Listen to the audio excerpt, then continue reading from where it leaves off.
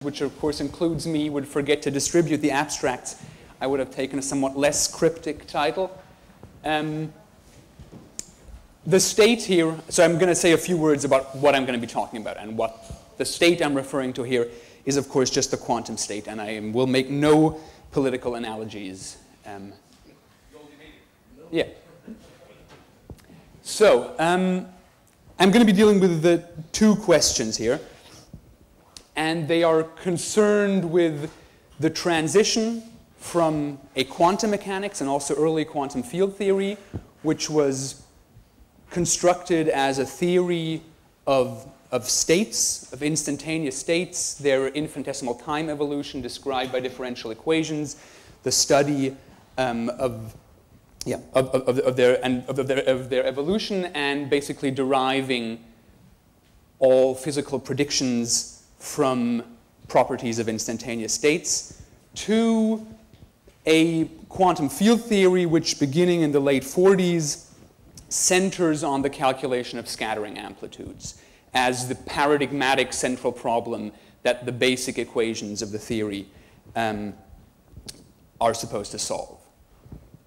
And I want to then ask as an aside, the second question here: why is this shift, which I would say is actually a rather substantial one, not why wasn't it a bigger deal at the time, in the sense why don't we actually observe people stating this, saying this is what we're going to do now, this is the right new approach, rather than this somehow kind of happening as it did. I want to make one point clear here, that when I talk about the quantum field theory, the modern quantum field theory, as a theory of scattering amplitudes or an S-matrix theory, this is not to be confused with the more radical attempts then in the late 50s and 60s of constructing just an S-matrix theory, which breaks all contact with the field theory that the scattering amplitudes are derived from.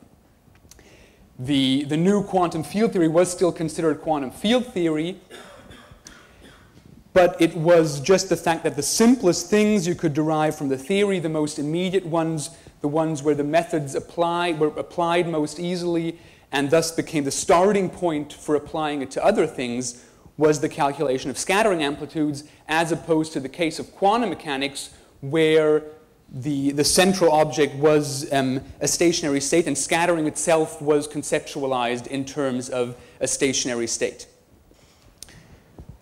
So that's the transition I'm going to be talking about. So it's not a radical ontological transition as envisioned then in the 60s, where fields are ditched altogether. It's just a change of the paradigmatic problem from the consideration of the properties of stationary states and their energies to the calculation of scattering amplitudes. So first I want to emphasize the fact that this shift actually did occur and when it occurred, because it's not just a shift from quantum mechanics to quantum field theory, but it's a shift that occurs within the history of quantum field theory. Early quantum field theory still is constructed very much along the lines of non-relativistic quantum mechanics. You have here, this is from one of the first papers of relativistic quantum field theory by Pascal Jordan and Wolfgang Pauli. They write down this equation here. These here are the field strength operators acting on a wave functional, which is itself a functional of field strengths. And take this to be the central equation of the theory, saying these equations, there's of course several equations because it's a tensorial, play an analogous role for an isolated radiation field as the Schrödinger differential equation for a specific quantum state of an isolated mechanical system. And this is of course to be contrasted with opening any kind of textbook on modern quantum field theory, on modern high energy physics, say, where you're going to be informed at the very beginning that what we're after is calculating scattering amplitudes, and only at a very later point will you maybe see something that looks like a Schrödinger equation.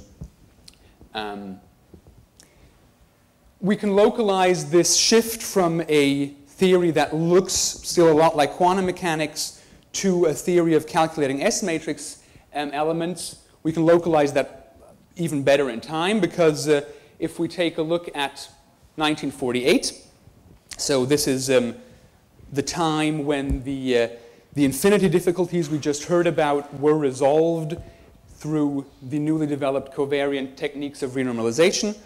An important conference here was the Pocono Conference of 1948, where Schwinger presented his work, and here we have from the Pocono notes the so-called Schwinger-Tomonaga equation, which is just a differential equation for the state functional psi of sigma, called the generalization of the Schrödinger equation by Tomonaga himself, and of course by many others. And the only difference, the only change here is that now we're talking about not evolution with respect to time, but with respect to variations of a space-like hypersurface, which is, of course, just to make the whole thing relativistically covariant. So here in 1948, Schwinger presents at Pocono. This is the state of the art of quantum field theory. This still very much looks like Schrödinger equations at the center of what you're doing, and looking at properties of the Hamiltonian and its matrix elements to deduce, to make physical predictions of things like the Lamb shift, which was the central problem at the time. And then 1 year later, at another conference, Oldstone 1949, this is generally viewed as when the shift goes from Schwinger's quantum field theory to Feynman's approach, and we have here also from the notes of Pocono, here's Oppenheimer speaking, and so one has now systematic techniques for writing down solutions of scattering problems, but there is no systematic means to translate the problems to translate all physical problems into questions of scattering. But this latter point is not a matter of principle. That's something we can do. We will be able to translate all physical problems into problems of scattering or related to problems of scattering, because that's what the new theory does. It calculates scattering amplitudes. That is now the central task of quantum field theory, and all other things, all other physical problems are to be derived from that central paradigmatic problem of scattering. So this shift really occurs here in between 48 and 49. The shift from Schwinger's quantum field theory to Feynman's quantum field theory has, of course, often been remarked upon, though it's oftentimes it's more stressed that this is, Feynman's nice diagrammatic techniques and idiosyncratic way of doing things, of doing physics, the path integral and stuff like that. But one of the essential things I want to talk about, the essential thing I want to talk about here, that it's really a shift in the paradigmatic problem from stationary states, which then wither away, to a theory of calculating scattering amplitudes. So this is about the when and that this shift did occur. Probably you didn't need any convincing of that, but I just wanted to localize it for you. Now we're going to look at the reasons for why this shift. From a theory of stationary states to a theory of scattering matrix amplitudes. Now there's a few obvious contenders for why this occurs, and one of them is relativity, making the theory conform with a special theory of relativity. Of course, one would assume that relativity derives from a theory that looks at stationary states to a theory that looks more at processes, because of course, due to the symmetries of space and time, it's harder to talk about instants, and it's usually simpler to talk about trajectories in space. And indeed, we have in Dirac's famous paper of 1933 on the Lagrangian quantum mechanics, it's exactly this drive for relativistic covariance which leads him from a theory based on the Hamiltonian formalism, where we have a Schrödinger equation and time evolution of wave functions. He's driven to a theory where the central object are no longer wave functions, but transition amplitudes. That is really the amplitudes describing processes rather than the wave function describing the state. And this paper was, of course, famously a starting point for Feynman in his path integral approach, which then also led to his formulation of QED. This explanation falls short a little, because while it does explain a shift from instantaneous states to looking at processes and transition amplitudes, it's not clear why this should have to drive you all the way to looking at scattering amplitudes, where the time limit in this processes is taken to infinity. And you just look at particles coming in and the distant past, and then look at particles leaving in the distant future. Plus, we, of course, have the fact that the Schwinger-Tomonaga formulation of quantum electrodynamics, which, as we've seen, still looks a lot like Schrödinger quantum mechanics, is also fully covariant. So there were obviously reasonable ways to incorporate relativity in a fully covariant manner into quantum theory without focusing on scattering amplitudes. Another reason for looking at, for the shift to an S-matrix theory is experiments. Scattering experiments, of course, by now are in high energy physics the very most important thing. We build huge accelerators just to measure scattering matrix amplitudes, colliding particles in scattering experiments. And of course, the high energies involved in relativistic theory will not give us bound states, but we'll just be able to look at scattering. And it's indeed true that Heisenberg's original work on the S-matrix was also motivated by cosmic ray experiments, which prefigured this predominance of scattering in modern high-energy physics. And one of the reasons for Heisenberg's original interest in the S-matrix, we'll get to that later, which was played an important role in this shift, was the study precisely of cosmic ray explosions of high-energy particles coming in and looking at what comes out when they collide with something in the atmosphere.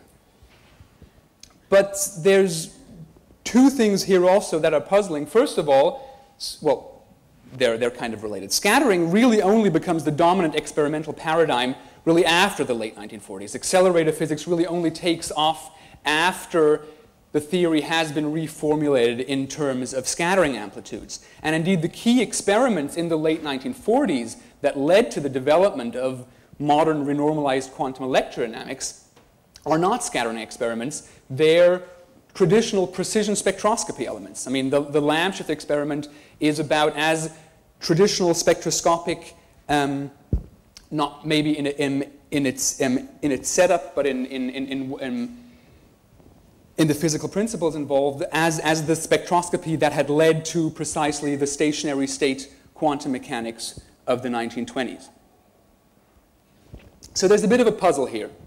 Now, I'm not saying that neither relativity nor the growing importance of scattering experiments played no role. They certainly were important. But I just want to give you a third reason for this shift, which I think for the immediate transition to a theory of scattering amplitudes was actually the most important, though its acceptance certainly relied a lot also on the experimental situation. And that's the infinities we just heard about from Alexei. And these infinities motivated the shift to a theory of scattering matrix amplitudes in a double sense, I would say. First of all, and this is the first part of my title, the abolishing of the state. The infinities, as we've heard from Alexei, motivated radically new approaches to quantum field theory to get rid of these infinities.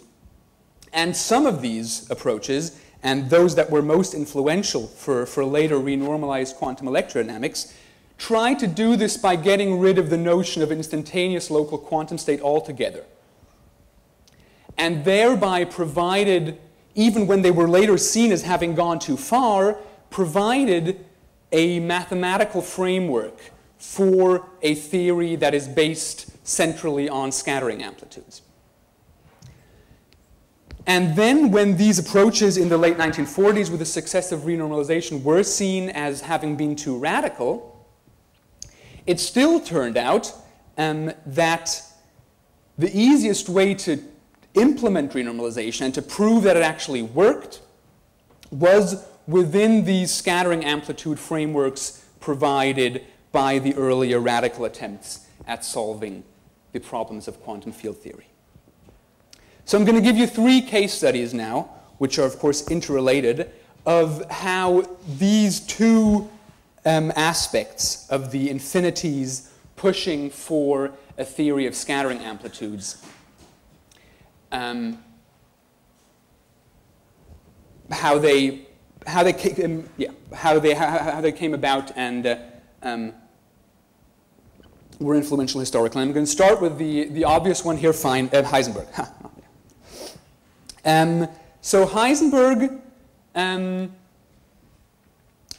his attempt or his thoughts about getting rid of the infinities in quantum field theory in the late 1930s, this is somewhat after the period discussed by Alexei, started focusing around the idea of there being a fundamental length scale.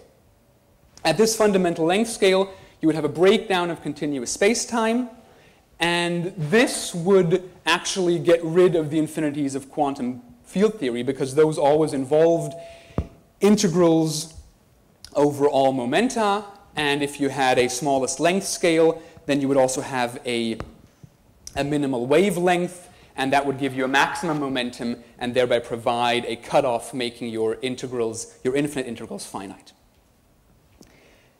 And what Heisenberg particularly liked about this idea, that this fundamental length, which was going to solve the infinity difficulties of quantum field theory, was at the same time going to give you an explanation of cosmic ray explosions. These were many particle events observed when a cosmic ray particle collides with an atmospheric particle, and then lots of particles apparently instantaneously emerge from one point of the collision. These were pretty soon understood to be mostly explainable by electromagnetic cascades, where you don't actually have all of the particles emerging at once, but you have a photon, which then does pair creation, and then the electron, the positron, they radiate again, and then you have more pair creation, and then you have like this electromagnetic cascade. But Heisenberg, even after this became clear, held on to the fundamental length because he liked how these two ideas go together, because what it means is, if we say, well, there's a fundamental length scale, and if we have particles that are energetic enough that their wavelength approaches this fundamental length scale, then they're going to explode. And that means that actually explains to us why we can't measure beyond this critical length, because if we have a probe that has a wavelength that's small enough to actually measure at these length scales, it's going to explode into particles with longer wavelengths. So the limit on measurement here is really given by the fact that if you try to measure something smaller than the fundamental length, your measuring apparatus is going to blow up. So Heisenberg really liked this confluence of ideas. So that was his starting point. This is how he came to, well, this was his starting point for removing the infinities. And of course, the breakdown of a continuous space-time also implied that you couldn't describe the evolution of a quantum state with a continuous differential equation. So this immediately implied that you needed to have something else than a regular Schrödinger equation, which assumes implicitly a continuous space-time. Now, he wasn't able to do anything with this. He tried several ways of implementing the fundamental length into quantum theory. He failed, and then retreated to a position saying, well, we don't know how to implement the fundamental length in our quantum theory. But what we do know is that the fundamental length will imply that there are no more differential equations, no more instantaneous states which describe our theory up to smallest length scales. We will no longer have a microscopic space-time evolution as in the Schrödinger equation, or in a similar differential equation. Thereby recalling, of course, his opposition to Schrödinger's theory that he already from the 1920s. And instead, he said, what we're going to do is we're going to replace the differential time evolution operator with an integral operator that only relates incoming and outgoing states, free particles where we have infinite time to measure their momenta because they're coming from the infinite past or going to the infinite future. And this is really also all we need to describe cosmic ray scattering.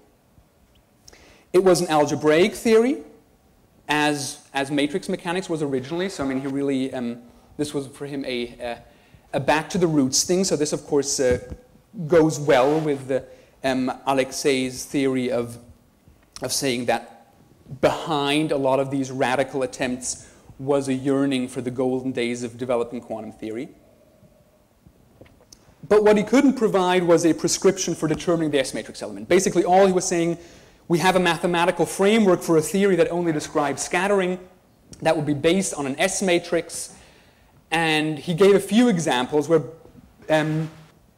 just toy models, because of course you can calculate the S-matrix in regular quantum theory, and then you can take that expression and tweak with it a little, and then you can tweak the S-matrix and get finite results by, for example, exchanging the order of operators in the S-matrix. And we see already here something that I want to argue is rather universal, that getting rid of the infinities proved to be easier when you just look at the scattering amplitudes than if you look at the differential equations describing the entire theorem. And I'm going to see that several more times.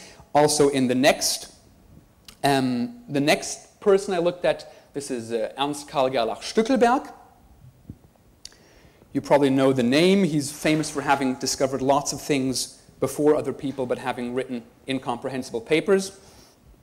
Here's another thing that he discovered. I mean, this is probably the thing he's most famous for basically doing Feynman's calculation of S-matrix elements before Feynman. But his starting point was again an attempt to get rid of the infinities, and an attempt to get rid of the infinities by getting rid of instantaneous states. In this case, his starting point was Dirac's 1938 classical divergence-free model of the extended electron. This was a classical theory. The important thing about it for Stückelberg was that the fundamental equation of motion of this electron contains a jerk term. That contains a term that's proportional to the time derivative of the acceleration, or the third time derivative of the position.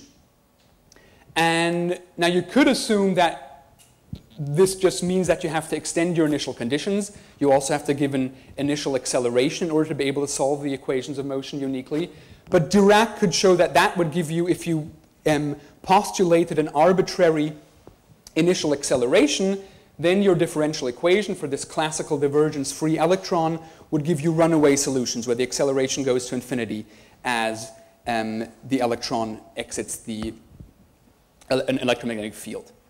So what you instead had to do was impose a final condition. You had to impose that for time going to infinity, the acceleration went to 0. So the fact that you couldn't impose that you couldn't formulate this as initial value problem, but rather had to impose final conditions, of course meant a great difficulty for quantization, and it also was a great difficulty for thinking of an instantaneous state of the electron, because you had to fix not its initial acceleration, but its final acceleration. And when Stückelberg heard about Heisenberg's S-matrix approach, already in 1943, Heisenberg was visiting neutral Switzerland, he immediately got the idea that maybe Heisenberg's S-matrix, which just looked at in and out states of scattering rather than the development of a theory from initial value conditions, that would be the right way to find a quantum theory of Dirac's classical divergence-free electron model, and thereby find a divergence-free quantum theory of the electron and also electromagnetic radiation. Now, a long and winding journey of Stückelberg starts here, and I've worked through these papers in some detail. I'd be glad to answer stuff about Q&A. I'm just going to tell you where he ends up with. Basically, he ends up with the same thing that Heisenberg did in his toy models. He takes the S-matrix as calculated from regular quantum field theory and then plays around with it a little bit to remove the infinities on the level of the S-matrix.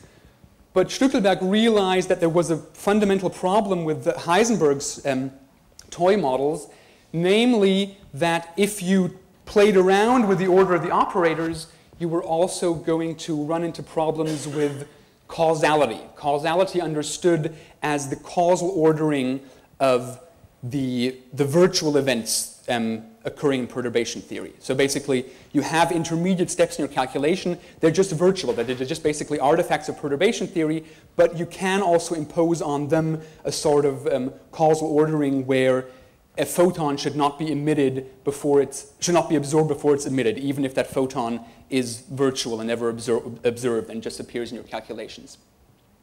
And with this additional requirement, he found a modification of the regularly calculated S matrix that could remove the infinities, but it removed the infinities on the level of the S matrix. That's where it was implemented. And so we again see here he starts from an attempt, a radical attempt of getting rid of the infinities based on Dirac's classical model of an extended electron, which necessitates getting rid of instantaneous states, and ends up with a theory of a modified regular quantum electrodynamics where the infinities are removed by a kind of renormalization, but this happens on the level of the S matrix.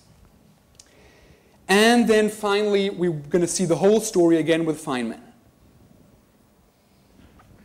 Feynman 2, and here maybe this is a bit in opposition to Alexei. We have here Feynman, even though he's a later generation, starts off with something very, very radical, with very radical attempts at getting rid of the infinities, namely of getting rid of the infinities by getting rid of the electromagnetic field altogether, and instead replacing it by a direct interaction between electrons, which has to be an average of the advanced and retarded interaction of the electrons, which they would have via the electromagnetic potential. And then there's the whole story. I won't go into how you get, in this manner, you can get also radiation reaction by assuming that all radiation is absorbed at infinity. But that's not the important point. The important point is that, first of all, this gets rid of the field, which gets rid of a lot of infinities, and you can just drop the self-energy of the electron. And thereby, this method on a classical level gets rid of all the infinities. But the thing to note is that we're, of course, dealing with an interaction between electrons that's not mediated by a field. So basically, and this is half advanced and half retarded, that means you have to know the force on an electron at a given time. You have to know where all of the electrons in the world were in all of the past and where they're going to be in all of the future. So you can only formulate it as an action principle that really always integrates over all time. So again, you have a proposal to remove the infinities that necessitates getting rid of instantaneous states and differential equations. You can only do this with a variational principle where you vary this Fokker action and then get results for the overall trajectories, but not a differential equation and with an initial value problem. And just like Stückelberg wanted to quantize the classical Dirac electron theory, also Feynman wanted to quantize this theory, hoping that the removal of the infinities would carry over to the quantum theory. He looks for a way to develop, to quantize a theory that doesn't have a Hamiltonian formulation, but just a variational formulation. He ends up, based on Dirac's work, with the path integral formalism that we now know. And this forms his starting point for quantizing such theories that only have an action, but don't have a Lagrangian, much less a Hamiltonian. But of course, theories that only have an action will also, in the quantum theory, involve always integration over all time, and all you can calculate then in that theory are transitions between free asymptotic states. Those are S-matrix elements, as Dyson realized in 1949. So this should, of course, not be confused with the path integral itself, when applied to quantum mechanics, doesn't do this. But for the specific case where you look at an eliminated field, because you want to eliminate the field to get rid of the infinities, in those cases, all the path integral allows you to do is calculate transitions between asymptotic states. Dyson, in 49, realized that what Feynman here on this trajectory had obtained was a theory of calculating S-matrix elements, and used that formulation to prove that the ideas of renormalization, the new ideas, actually worked up to all orders in perturbation theory.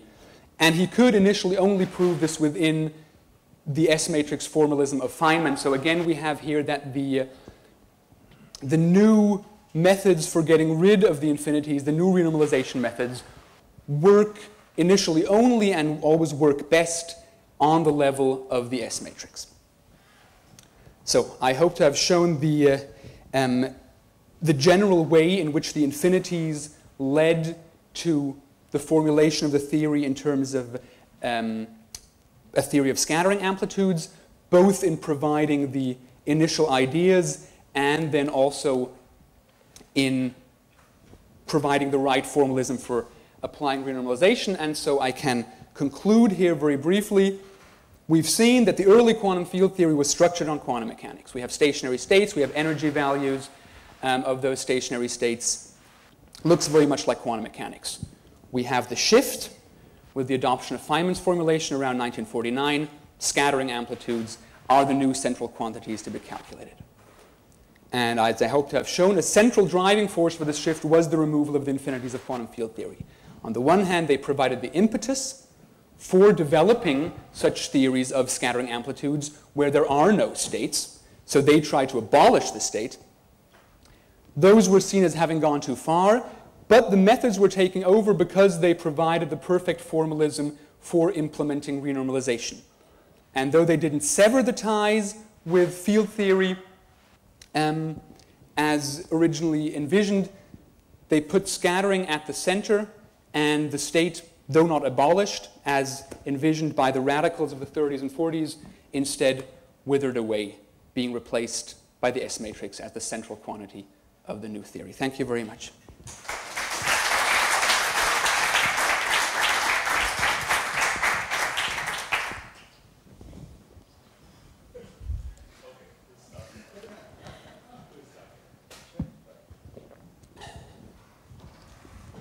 Hi, thank you, Alex, for this very nice talk.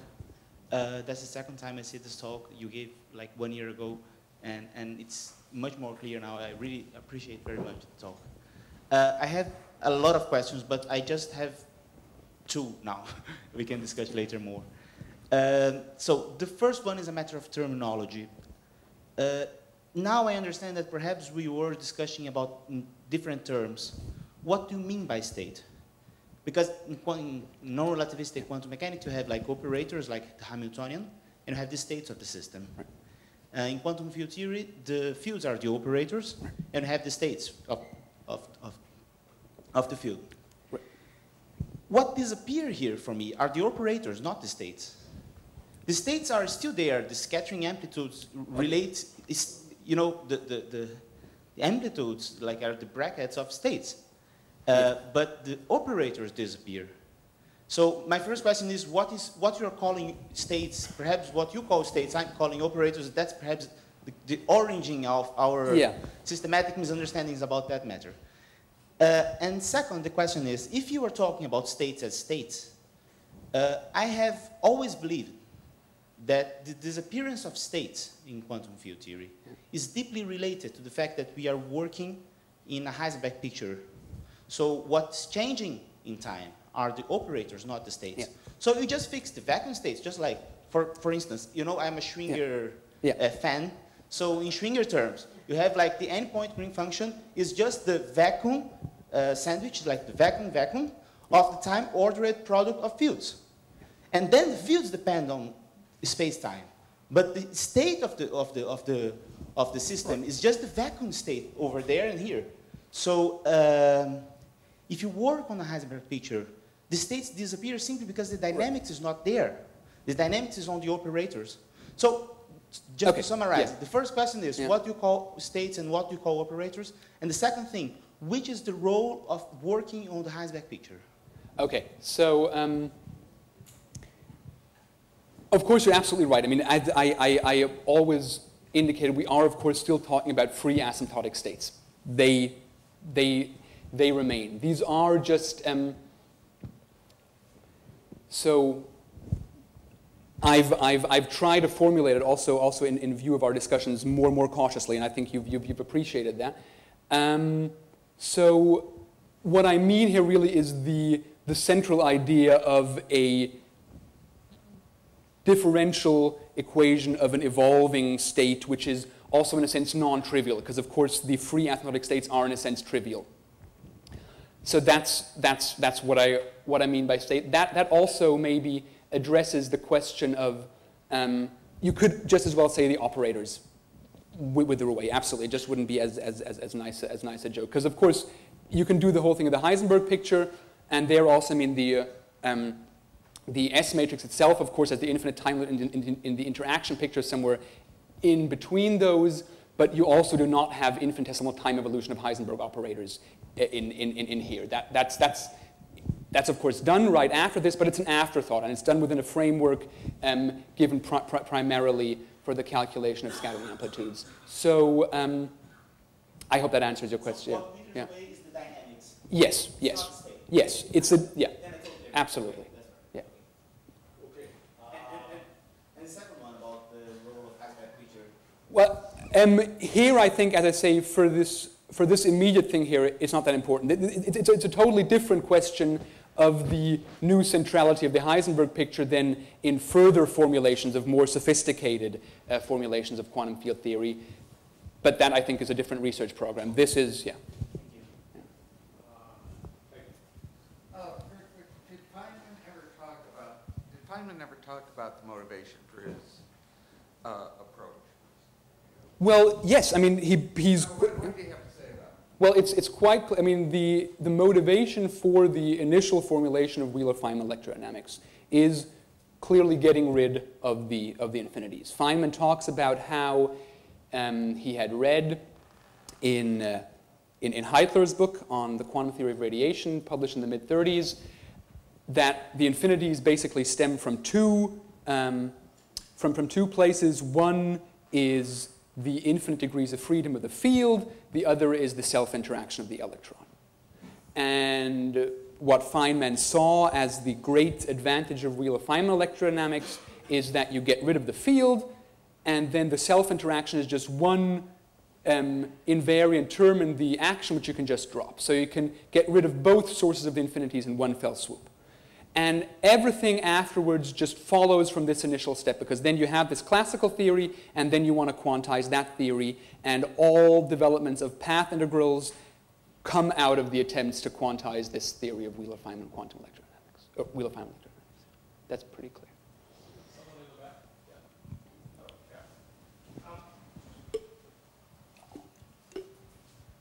So this is very, very interesting work. I sort of worry that, yeah, that maybe the state is not exactly what's disappearing, and we can maybe chat about that. But the S matrix was first introduced in �37 by Wheeler, right, and then independently by Heisenberg, who didn't read the paper, et cetera, and many people got it from Heisenberg, but clearly Feynman need not have gone and read Heisenberg to get it, because Wheeler was his dissertation advisor. Was Dyson really the one to? I mean, he was the one to write down the matrix and push it around in the mimeographs and all that. But so I'm curious about yes, what you think. Absolutely. What you think that is, and also as a sort of sub point about Feynman's motivation here. You've stressed the infinities, but of course also for Feynman and the influence of Wheeler on sort of ontological simplicity, getting the minimum number of elements. What if we could do this with just particles and not fields? What if the neutron was an electron and a proton, and we could get back to a two-particle universe? What if, and so is it? Will you say here you've qualified a central driving force here, so maybe would you like to say something about some of the other driving forces that you see at work, complementing and how they relate to what you said? Okay, so the first question is about Wheeler's S matrix and Dyson's. Okay, so it's pretty clear that Feynman at no point thought of his theory in terms of S matrix. The S matrix the Heisenberg's S matrix papers were basically not received in the United States until Dyson. And it's no coincidence that it's a Brit who makes the connection. Nor did he make any connection with Wheeler's work, which was just, I think, for Wheeler himself viewed as a calculational tool for complicated composite nuclear physics stuff. So the connection between the S matrix and the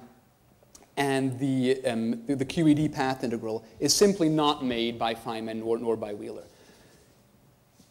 It's interesting here in this that one thing which maybe also motivated me to present this in terms of states is that Feynman originally hopes to actually get rid of states altogether, even asymptotic free states. And you can see that if you read his thesis, he's groping with that, somehow replacing quantum states with some,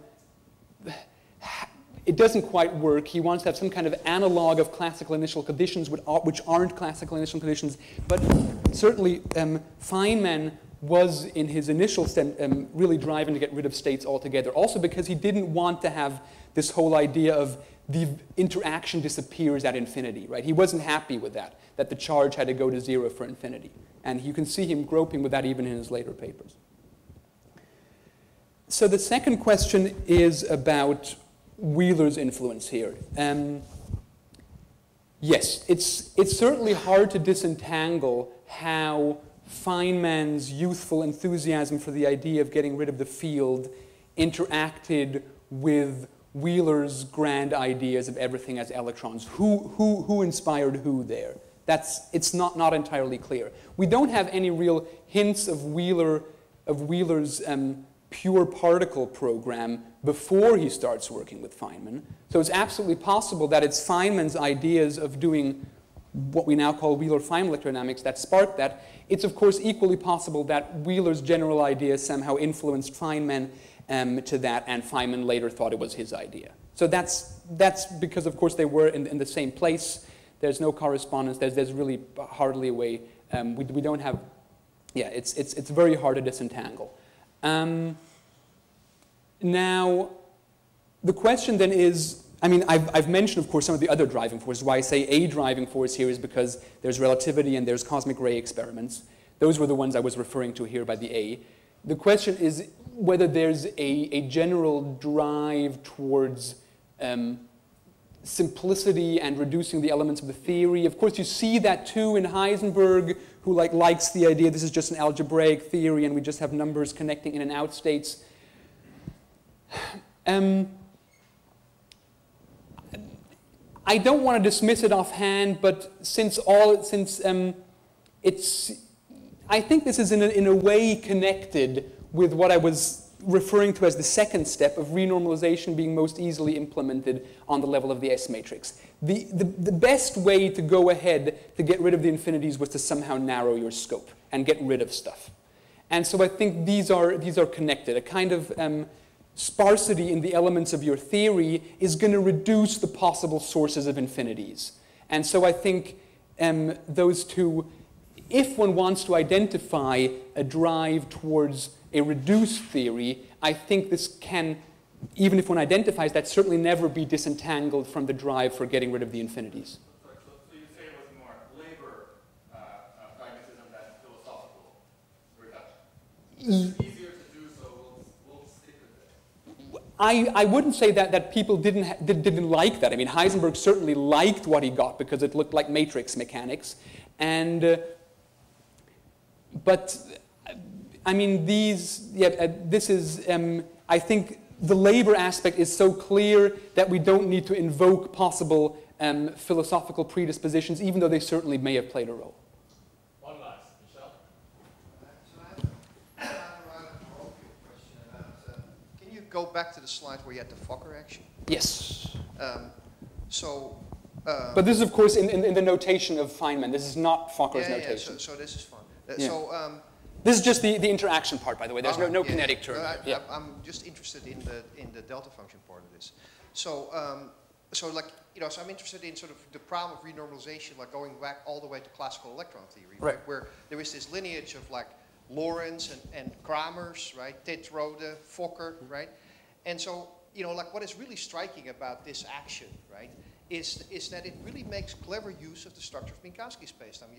That delta function peaks whenever, you know, like the two particles are like separated. So like in a way, it's a clever way around. This is not action at a distance. In the real metric, they only interact when the distance between them is 0.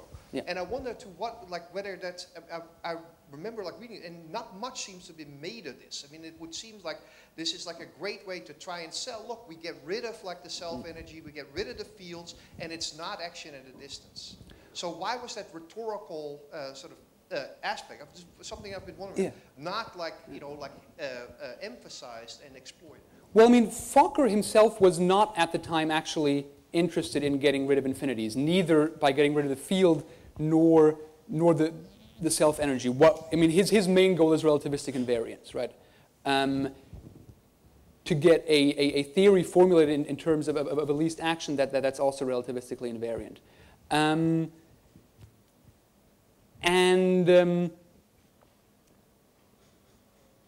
I can't really say much about Fokker and why he didn't sell that point more strongly. The thing is that then when Feynman and Wheeler later rediscovered the action, relativistic invariance and the theory of relativity in general was not high on their agenda at the time, right? This was a neat way of writing it, but in a way, even though Feynman's theory turned out to be manifestly covariant, this was never a driving force for him as opposed to what it was for Schwinger. It was kind of more a coincidence that they happened upon a already relativistically invariantly and covariantly formulated formulation of what they wanted to do, that they actually did this in this nicely covariant manner.